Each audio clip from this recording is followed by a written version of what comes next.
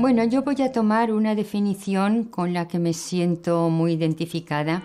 Es la de una filósofa francesa llamada Michel Ledeuf, que afirma que la filosofía es poner el mundo como la tesis de otro.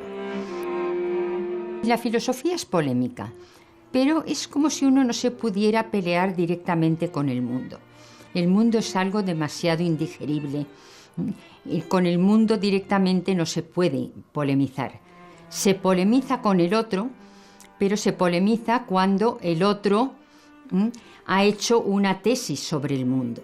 Y a mí me llamó la atención desde pequeña ese poner el mundo como tesis de los filósofos, ¿no? El que los presocráticos hablaran de las 4 causas, las causas últimas de las cosas, pero lo entendí como polémica a través de esa definición de Michel Ledeuf. Es el mundo mal digerido por la otra persona, el mundo malentendido por la otra persona. Y entonces es cuando yo, que quiero restablecer el adecuado conocimiento del mundo, polemizo con esta persona que piensa mal. Y yo quiero que piense bien, y que piense conmigo y que piense bien, y en los términos correctos. Y por tanto la filosofía es filosofía como polémica. No solo diálogo, como se dice, porque hay muchos tipos de diálogo. Diálogo en este sentido preciso. Pues yo lo recuerdo desde pequeñita, siempre quise estudiar filosofía. Creo que cogí un libro de filosofía que había, creo que era de un primo mío, que danzaba por mi casa y tal, y Allí leí que los presocráticos buscaban las causas últimas de las cosas y lo que era la última esencia del mundo. Y el que unos dijeran que era el agua, Tales de Mileto, el que otros dijeran que era el fuego, Anaxímenes que era el aire, y que polemizaran, me llevó a ponerme a mí misma el reto de hacer un sistema filosófico propio, de que yo diría en qué consistía el mundo en última instancia, dando una alternativa, nada menos, que era así de ingenua y de ambiciosa, que a las tesis de Heráclito, de Tales de Mileto, en fin, de los llamados filósofos presocráticos, los fundadores, los padres fundadores.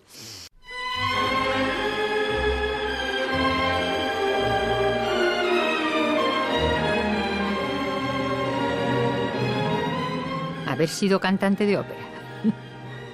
De pequeña sí cantaba arias de ópera y mi abuelita me acompañaba al piano. Pero eso se acabó hace muchísimos años, décadas. Mi padre a la sazón era notario de Denia y en la parte de delante en nuestra casa era la parte de detrás de la notaría. El despacho que daba a la plaza mayor del pueblo era el despacho donde trabajaba mi padre y sus oficiales, y estaba lleno de protocolos. Y a mí aquellos libros gruesos, esos protocolos inmensos me fascinaban. Y mi fascinación por los libros gruesos creo que me ha durado toda la vida. Para mí un libro, si es grueso, ya de entrada me interesa más que si lo veo delgadito. A lo mejor el delgadito es mejor que el grueso y el grueso no me lo llego a leer entero. Aunque siempre he sido muy devoradora de mamotretos. Jugaba a las muñecas, jugaba a los columpios, jugaba lo que juegan los niños y las niñas. Bueno, los niños no, porque no nos dejaban jugar con niños. En aquel entonces la idea era el franquismo todavía más rancio y lo de la coeducación no estaba demasiado claro. Mi madre era una profesional, era registradora de la propiedad y para mí era un referente claro. Pero a mi alrededor otras mujeres no estaban en la situación de mi madre. Mis tías Amorós, por ejemplo, las hermanas de mi padre, pues eran mujeres que estaban en el recinto doméstico y que giraban alrededor de los hombres y muy al servicio de los varones, de su familia. Entonces ese contraste se ve que siempre me llamó la atención y disparó en mí un mecanismo reflexivo acerca de lo que tenían que hacer las mujeres, cuál era el destino de las mujeres, si efectivamente el de mis tías o el de mi madre.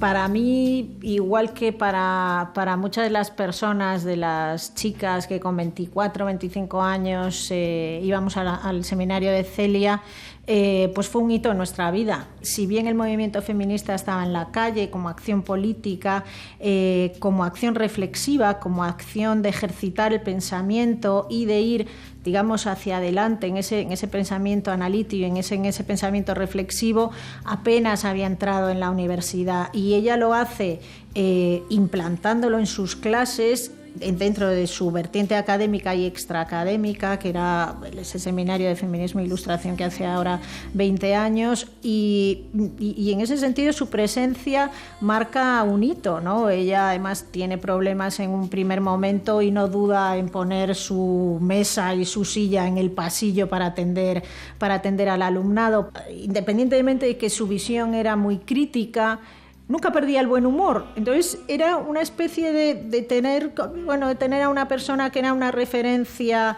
positiva dentro de un ejercicio crítico implacable.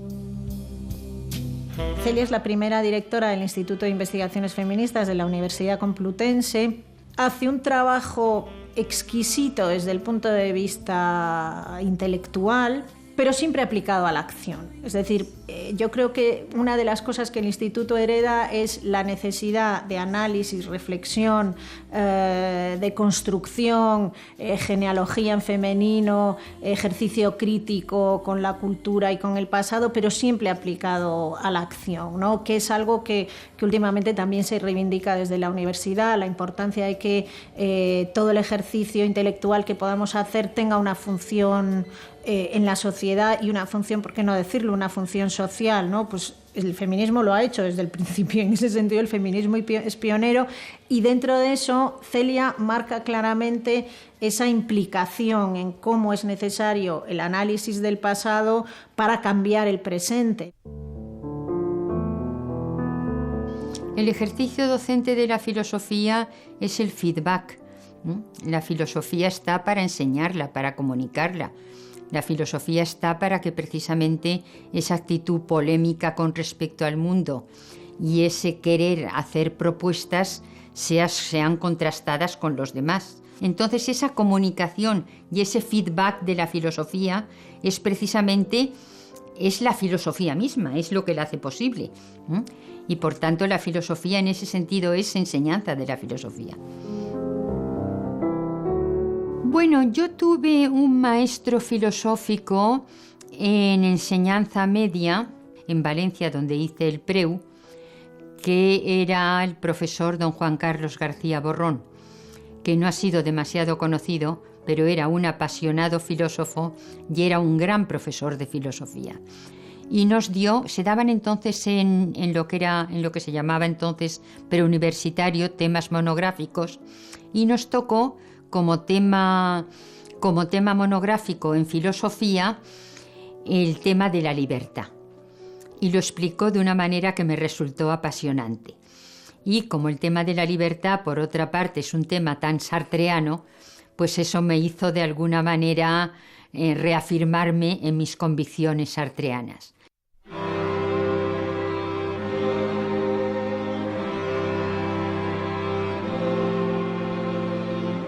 Verdad y existencia.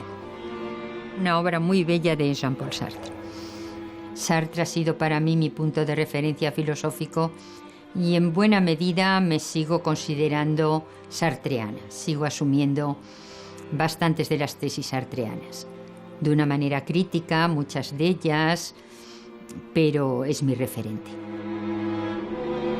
Yo creo que el existencialismo quizás se entiende bien con un diálogo entre Mafalda, no me acuerdo si es Mafalda la que se lo dice a Guille, a Guille o Guille a Mafalda.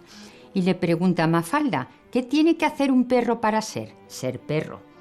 ¿Qué tiene que hacer un gato para ser? Pues ser gato. ¿Y qué tiene que hacer un hombre para ser? Mafalda se queda entonces así muy pensativa y dice, pues ser. O sea que Mafalda era una filósofa existencialista. Al hombre su ser no le viene como algo dado. Tiene que hacerse ser su propio ser. Y se lo tiene que hacer ser mediante sus opciones libres. Y es precisamente así como como Sartre lo tematizó. Dado mi inclinación por el existencialismo y ya mi incipiente sensibilidad feminista, me interesó muy especialmente y me marcó El segundo sexo de Simone de Beauvoir. Me interesó porque la idea de que las mujeres no debían ser seres que se redujeran a la vida doméstica, que eran iguales a los varones, que debían trabajar fuera de casa, que debían hacer carreras profesionales, todo eso en mí esa idea fue muy precoz. Yo lo tuve muy clara desde joven. Entonces, entre mi sensibilidad feminista por un lado y mi preocupación existencialista por la otra, Simone de Beauvoir tenía todos los boletos para interesarme, puesto que ella hace una teoría de la condición femenina en clave existencialista.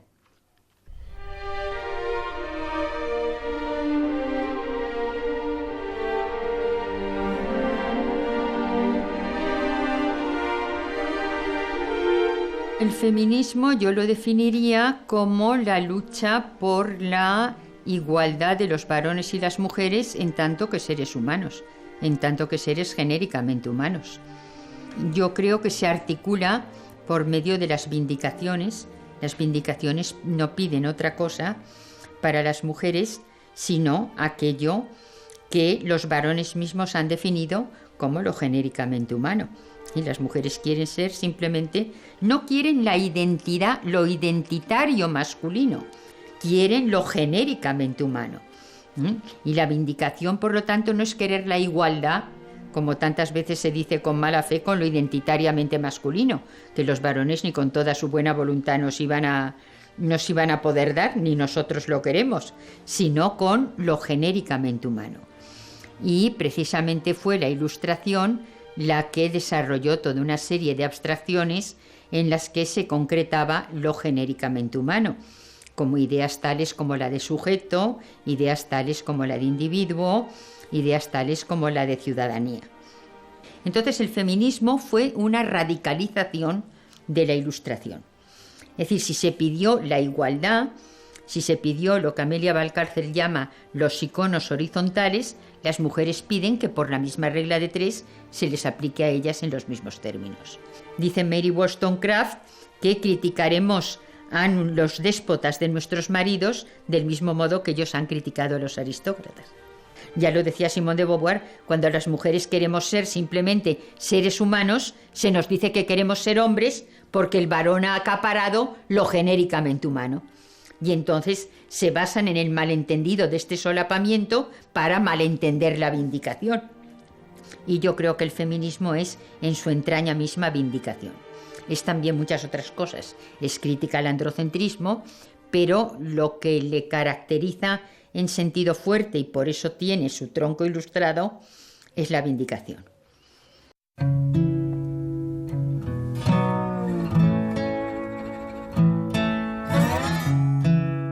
La capacidad, sobre todo, que yo destacaría de Celia es la capacidad de pensar el mundo en el que vive en conceptos, es decir, de conceptualizarlos. Y de conceptualizar ese mundo significa ponerle un nombre. Y al ponerle un nombre es posible pensar sobre él y es posible pensar críticamente. Ella ha sostenido y ha defendido que no podría darse el pensamiento sin la acción, ni la acción sin el pensamiento. Y en este sentido ha intentado vincular las dos cosas. Por ejemplo, militó en el Frente Feminista y, entre otras iniciativas, con un grupo de mujeres, fue socia fundadora de la Librería de Mujeres de Madrid, que se constituyó en un núcleo de debate y de intercambio feminista en la época de la transición, porque se fundó en 1978. Yo creo que Celia Amorós sistematiza el pensamiento del feminismo ilustrado que defiende, sobre todo en 1997, cuando publica Tiempo de feminismo. Ahí desarrolla los fundamentos históricos, teóricos y críticos de ese feminismo ilustrado. Y digamos que a partir de ahí es una fase de su obra. Y yo diría que a partir de ahí hay un punto de inflexión. en el que empieza a ocuparse más de los problemas políticos del día a día. La hipótesis de la que parte Celia Moros es que la Ilustración no es solo patrimonio de Occidente, sino que en todas las culturas se pueden rastrear procesos de ilustración. Y que esos procesos de ilustración son procesos en los que se dan las reivindicaciones de las mujeres, se encuentran un espacio. Digamos, van de la mano del feminismo. El feminismo va de la mano de un proceso ilustrado, de un proceso de radicalización de la idea de igualdad, para llevarla a la igualdad entre los sexos.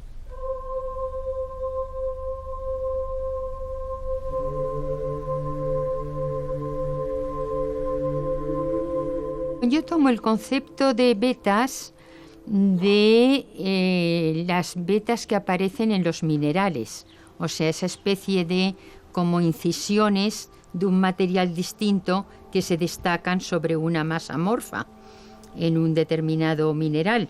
Tomo esa metáfora para lo que ocurre en las culturas.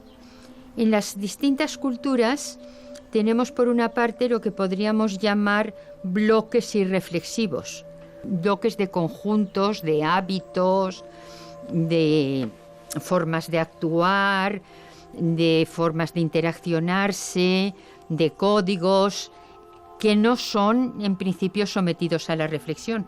Pero en todas las culturas pienso que en determinadas etapas se producen procesos críticos reflexivos en que se pone en cuestión la legitimidad de algunas de sus instituciones, de sus jerarquías, de sus costumbres. Es decir, es lo que yo llamaría procesos de ilustración. Pero creo que no es la ilustración única.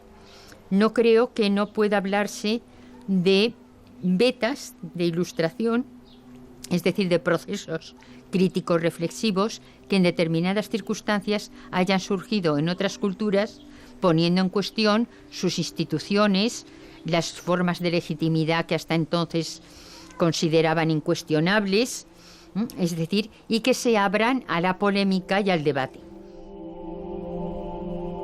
Los textos sagrados tienen una ambigüedad constitutiva y la tienen que tener.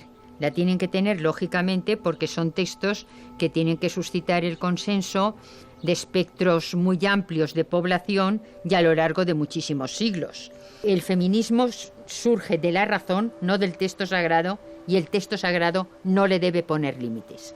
El texto sagrado cumple en otros registros otra función, no interpretado literalmente.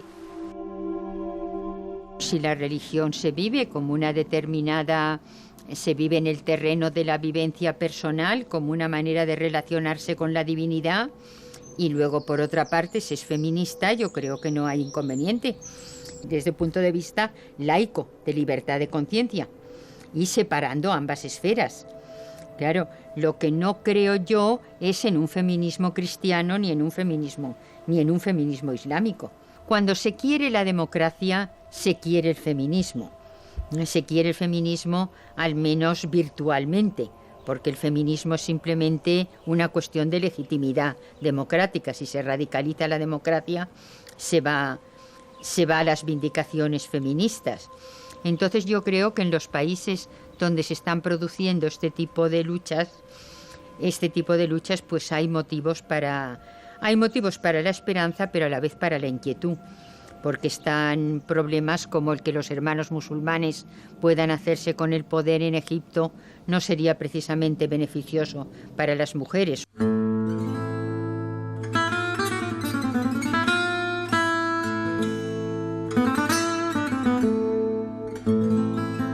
Yo distingo multiculturalidad y multiculturalismo. La multiculturalidad es el hecho de la coexistencia de distintas culturas en un mismo territorio geográfico. Es un hecho. En cambio, el multiculturalismo es una tesis normativa acerca de cómo deben relacionarse estas culturas entre sí y de las implicaciones políticas que tiene, por tanto, cómo se deberían gestionar estas relaciones. Yo en este sentido soy crítica del multiculturalismo. Las culturas entre sí interaccionan y muchísimo más en la era de la globalización. No son totalidades autorreferidas. Hay antenas parabólicas en las mezquitas, hay un ciberislam. Es decir, las culturas se están interpelando constantemente. están interactuando, llevan a cabo hibridaciones, préstamos selectivos, apropiaciones selectivas de algunos de sus aspectos, toman unos, rechazan otros. Y como entiendo que es falsa la actitud multiculturalista, este dogma de hay que respetar las culturas, ¿qué es lo que hay que respetar? ¿Es que toda práctica de una cultura, por serlo de una cultura, digamos, es sacrosanta? ¿O hay que...? Pues depende. La práctica del velo puede perfectamente ser interpelada desde valores como la no segregación sexual o la igualdad. Porque estos valores, no porque sean occidentales, bueno, que no son solo occidentales, por otra parte, no tienen legitimidad para interpelar ese tipo de prácticas. Porque ese tipo de prácticas ponen de manifiesto una subordinación de las mujeres. Y no digamos nada del burka. El burka es que ya va en contra de todo rasgo de individuación mínima de las mujeres. Es la deshumanización más radical y más absoluta. Por lo tanto, el burka no debe ser permitido. Yo no creo que sea paternalista ilustrarlas. En la medida en que ellas ya están en su propia senda de ilustración, hay una interacción en este sentido. Porque lo que se suele objetar cuando se dice que no se debe prohibir el burka es ¿qué tenemos que hacer? ¿Obligarlas a ser libres? Dicen. Y yo contestaría, ¿darles libertad para ser esclavas? ¿Darles libertad para ser esclavas? Si resulta que son libres. Como diría Simone de Beauvoir, en definitiva son libres. ¿Cómo vamos a dar libertad para ser esclavas a seres que son libres?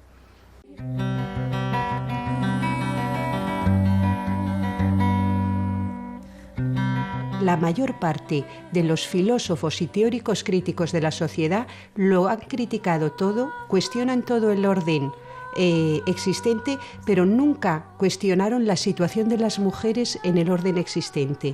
Es decir, criticaban el racismo, el imperialismo, el colonialismo, pero el sexismo, eso era una tontería, eso no existe, o eso, por favor, esto no forma parte de la filosofía. Celia usa la teoría para ver donde nadie quiere ver y ver esta desigualdad y sus tremendas consecuencias en la infelicidad humana. Celia Amorós gana el Premio Nacional de Ensayo en el año 2006. Es, por cierto, la primera mujer y la única mujer que lo ha ganado. La obra con la que ella gana ese premio, obra en la que denuncia la situación de exclusión de las mujeres, etcétera, pues parece que no tiene efectos, porque no tiene efectos para la mayor parte de la sociedad o para el poder, que es el que da esos premios, porque sigue siendo la única. Es una persona con las ideas muy claras, su concepto del ser humano, de que merece la pena vivir la vida, pero una vida determinada, una vida en igualdad, en libertad. Y esto que lo quiere para ella, lo quiere para todo el resto de la humanidad y lo plasma en su obra y en sus libros.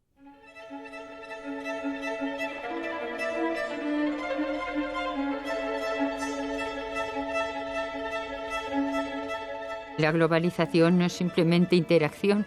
La globalización lo que significa es una determinada modalidad de capitalismo, un capitalismo especulativo que a lo que lleva precisamente es a un fenómeno de exclusión, y estamos viéndolo de una manera patética como es así, sobre todo en esta última modalidad de capitalismo especulativo en el que podríamos llamar desorden mundial. Habría que coger la cuestión fundamentalmente por las relaciones entre la economía y la política. Tendría que ser la economía la que estuviera subordinada a la política y no al revés. No es un problema simplemente de refundar éticamente el capitalismo, como decía Sarkozy. El capitalismo yo creo que no tiene enmienda de refundación posible por esa vía ética.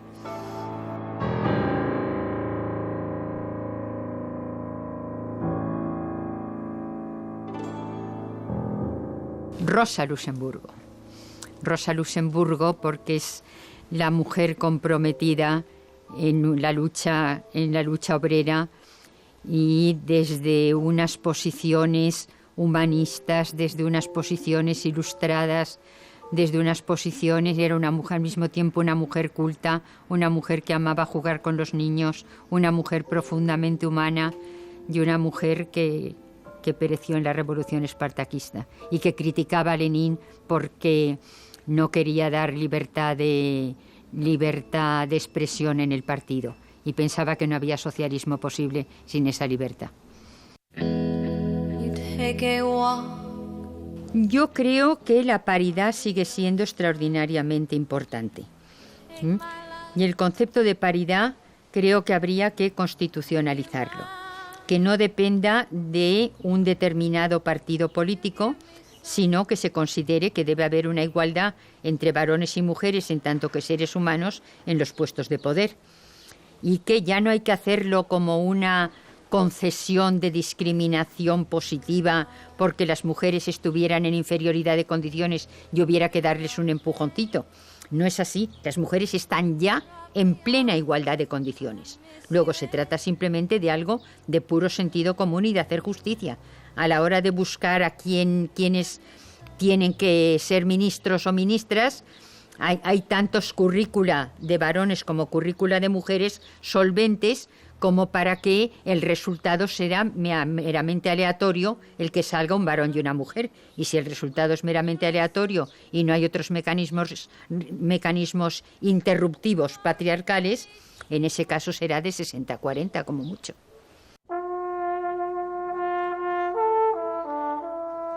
Les feuilles mortes, las hojas muertas. Yo soy muy afrancesada y es una canción de una melancolía enormemente inspirada, una canción otoñal y afín con muchos registros de mi sensibilidad. Yo creo que el haber tratado de afinar algunas distinciones, digamos, puede ser útil para centrar discusiones que de otro modo se convierten en discusiones erráticas. Y si el trabajo que he hecho ha podido colaborar en alguna medida a centrar alguna discusión errática, pues me gustaría que se me recordara por eso y lo agradecería. En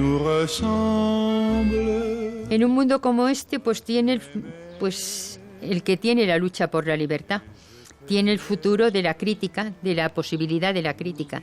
Mientras sea posible la crítica del prejuicio, será posible la filosofía. Y mientras sea posible la crítica del prejuicio, tendremos plan para el feminismo.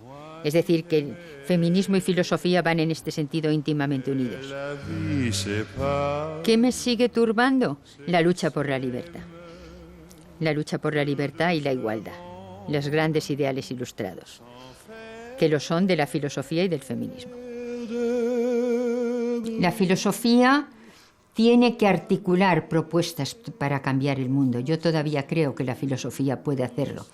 En un momento en que estamos, yo creo, todo el mundo, quienes no sintonizamos con la forma en que se están desarrollando las cosas, creo que la filosofía, en la medida en que es crítica y en la medida en que es polémica, podría articularse todavía como propuesta de otro mundo posible.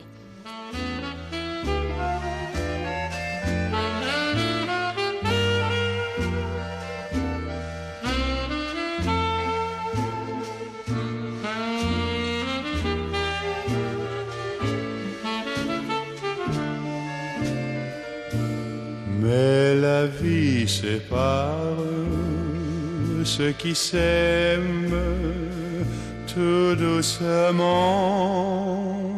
sans faire